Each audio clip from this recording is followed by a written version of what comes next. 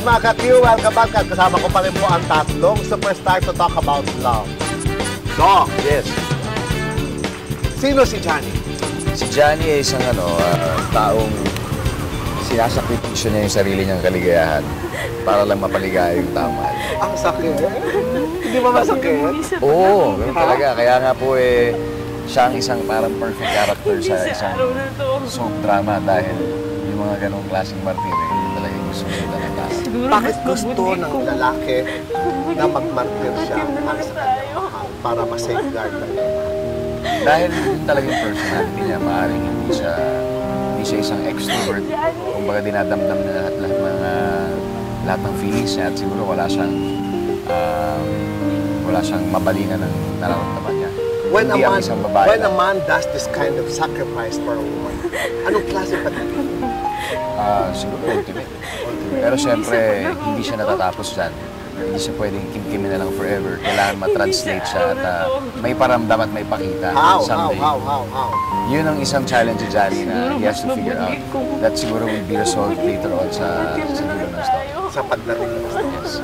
Sino si Andrew?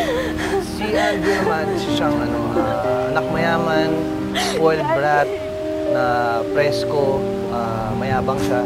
Pero nung nakilala niya Bakit hindi yata bagay sa'yo? Kaya challenge din po talaga sa akin itong role na ito. Kaya napaka-swerte ko na makakuha na role. Anyway, so ganun si Andrew. Tapos nung dumating si Jenny, isang babae sa buhay niya, talagang nagbago siya. Parang nagkaroon siya ng selfless love. Wala na siyang paki sa sarili niya. Basta importante sa kanya, mapasaya niya rin si Jenny. Sino si Jenny? Jenny kasi yung character niya parang hindi makalubahanan eh. Okay, bakit? Sobrang bait, parang handa niya isakripisyo yung buhay niya. Oo naman, challenging talaga para Hindi, sa akin. yun lang the fact that you grew up in a para kasi rich, tapos babalik ka na sa Tapos kahirapan, si di ba? Jenny kasi dun siya sa tama, kahit na alam niyang mahihirapan siya, dun pa rin siya sa tama. Sakripisyo talaga para sa sarili. Yung sinasakripisyo niya yung sariling ikasisiyan ng lahat, kahit siya malungkot na. Ganun siya. Babagay talaga kay Johnny nagmamapir. Parang gano'n. Dahil ba? Sa totoong buhay, ba't nararamdaman niya? Ay, pero hindi si Jenny. Oo. Mahirap para sa akin si Jenny, hindi ako yun. Why? Siya ko yun. Why? Si Jenny kasi mapagbigay eh. Okay. Dahil kapag sa love niya, ako kasi pag mahal ko, naglalaban ko. That's the way. That's the way. Ikaw, gaano kakatagal pwede makipaglaban para sa isang pag-ibig? Dapat hanggang dulo, parang mula umpisa hanggang dulo. Ano yung umpisa? Umpisa ng commitment. Okay. Siguro the moment na sinabi mo sa sarili mo na confirmed, mahal ko tong tao to, yan ang umpisa ng commitment. At yun yung umpisa hanggang dulo. Dennis coming from Dong, sabi niya, yung simula ng commitment. Ano ba yun? Pinag-uusapan ba yan ng dalawa? O you just feel about it? Ano yun eh, parang automatic na yun eh. Okay. Kumbaga natural na lumalabas. Parang hindi na kailangan sabihin kayo lagi. Well, hindi na rin kailangan, pero alam mo, minsan kailangan din. Pero Reassured. ito yung natural na lumalabas sa dalawang taong nagmamahalan. So hindi na pinaplano, hindi na pinag-usapan kung ano yung next step. Kailangan mo lang go with the flow ka lang kung saan kayo dadalhin, di ba? Ano yung terms of endearment sa mga insurance na gusto mong maririnig pagkamahal mo ang tao? Actually, yung mga salita, matatamis sa salita, wala mga salita lang yun eh. Mas importante pa rin yung sinabi ni Dong na pinapakita niya. Kahit hindi siya nagsasalita, alam mo na sa tingin pa lang niya, love ka niya, ipagtatanggol ka niya, ipaglalaban ka niya. Doon mas mahalaga sa akin. Well, tulad din sa amin, Dennis, minsan yung mga girls kasi kailangan na, Like to be ingat heard. ka, Yes, I love yes, you. yes. Konting lambing, which is kailangan naman talaga. Pagka naririnig mo yung mga ganun, how does it feel? To be a woman. Bilang babae. Kasi hindi naman lahat ng babae akala lang, etos na, chinichika lang sila ng lalaki. Mararamdaman mo naman yung babae kasi may instinct yan, may pakiramdam. Lalo na sa akin, malakas ang pakiramdam ko sa mga ganyan. Now, pag nararamdaman mo, anong feel? Magka-text kami ni Lord.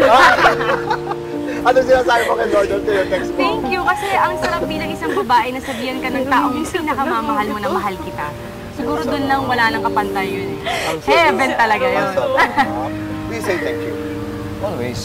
What do you say? How do you say it? Pagmahal mo ang tao. Sa thank you. Yun lang, thank you. Thank you for what? Thank you for what? Thank you for Coming to my life. thank you for Making me crazy. completing me. Oh! Diba? Dennis, ikaw, how do you say thank you to the girl? Namahal mo? Ako talaga madalas ako mag-thank you eh. ibinabalik ko. Kung bawa, may ginawa siyang maganda, syempre, lagi ako nag-thank you. Tapos, ibabalik ko yung favor lagi. Kasi parang nakakatuwa na, alam mo yun, may taong mga nagmamalasakit sa'yo. And kailangan ko talaga may balik yun. Balik talaga. Guys, question. Kasi, ang buong Pilipinas, naloloka naman ang Siguro mas mabuti kung Una, loloka kami dyan. Kahit patay na ang ilaw namin, kailangan mapanood namin yan. Ang tanong, how does your personal feeling na nagsisink in sa character nyo as Johnny, Jenny, and Andrew? Sasagutin nun nila, pagbabalik po na lapit sabi ka, Daddy Chris, panoorin po natin ang modelo sa ating pang Great Hair Day. Ngayon, umpisahan na natin ating magandang modelo ngayong umagang ito. Okay? First, lagi natin tatandaan na pagka tayo magsisimula mag-makeup, lagi natin lilinisin ang ating skin through the use of water. Okay? After this, ay i-apply natin yung ating foundation. Ang napili natin ay syempre the closest to the color of her skin.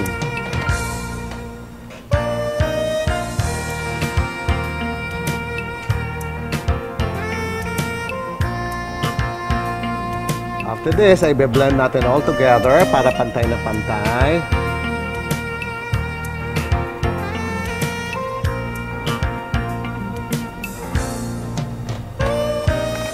At ang paggagawa po niyan ay ganito lamang kasimple.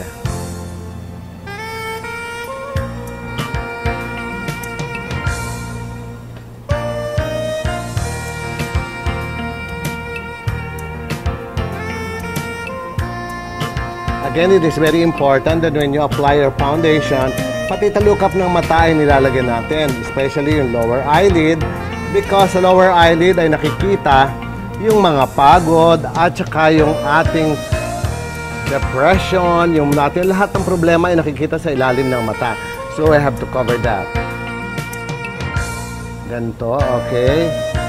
Para sigurado na matatakpan natin lahat.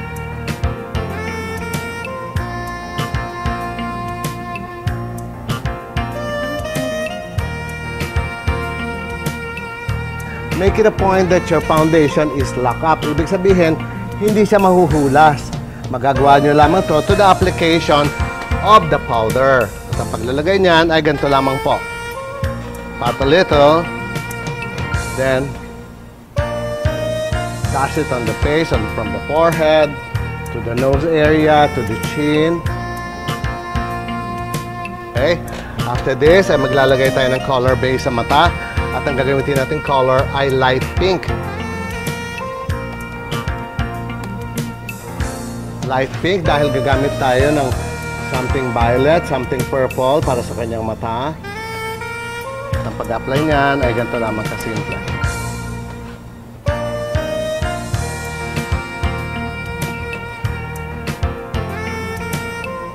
Ngayon naman ay magagawa tayo ng color na eyeliner.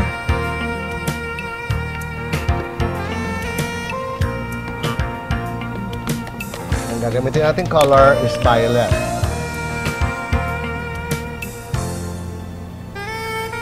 Again, pagkata kayo po ay pipili ng color para sa inyong eyeliner, kailangan titignan nyo din kung anong kulay ng inyong susuot para nagmamat.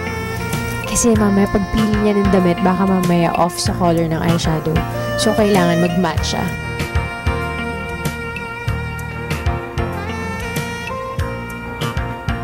Okay? After this, ay gagawa tayo ng blending. Now, I would like to show you how to do the blending. You have to get a bigger brush. Then wet it, look down, open a little. After this, ay be-blend nyo po sa mga side lamang to make the edges lighter. Papasok natin konti pa loob. After this, every after makeup, dapat po ay naglilinis tayo. Okay, look up. After this, ay magagawa tayo ng eyebrow.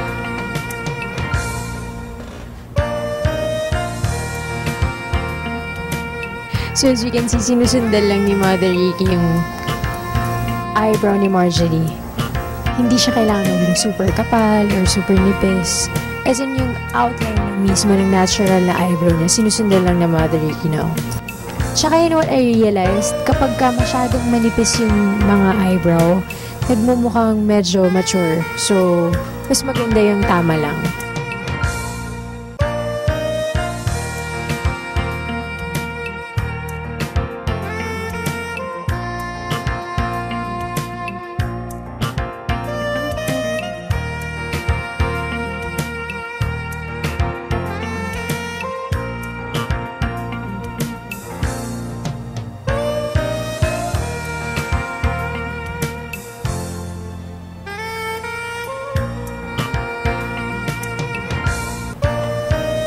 We now go to the application of the blusher.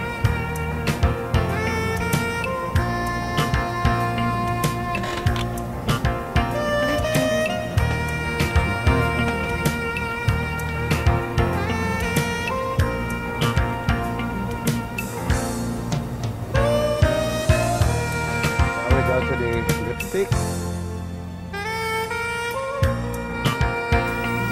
Grabe, ang ganda ni Marjorie ngayon. Mas maganda na siya from kanina. As in, kanina super simple lang siya. Parang she's about to go to school, pero ngayon parang a-attend siya ng debut or something.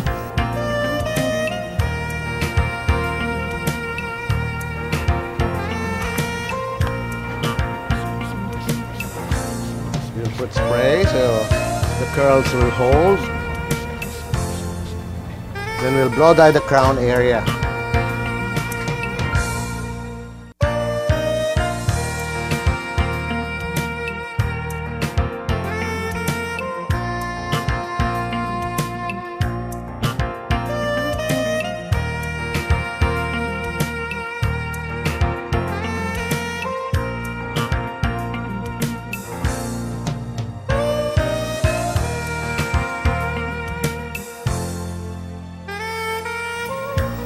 Ayan guys, so kitang-kita niyo na naman ang effect ng ating very gandang mother, diba? As in, super fast lang. Transformation to the max agad ang nangyari kay Marjorie.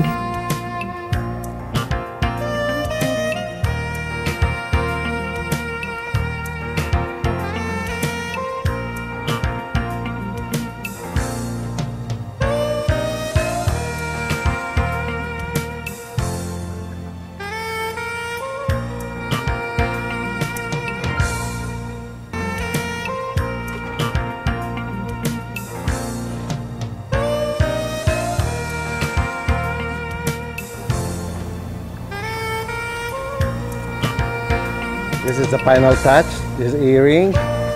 Okay. And with this, ladies and gentlemen, I would like to show you our very beautiful model this morning. Wendy, let's go! Thank you so much, Mother Ricky. Ayan, dali puntahan na natin si Marjorie. Tanungin natin kung ano na-feel niya right now. Hey, Marjorie! Hi! Kamusta ka na? God, I feel so overwhelmed right now, actually. As in, super thankful ako. Actually, parang birthday gift na rin to sa akin. Yan, okay. So, very thankful tayo. Iba talaga si very gandang Mother Ricky. Alam mo yan. At dahil dyan, hindi pa yan tapos. So, kailangan sumama ka sa akin ngayon because we have to find you something for you to wear.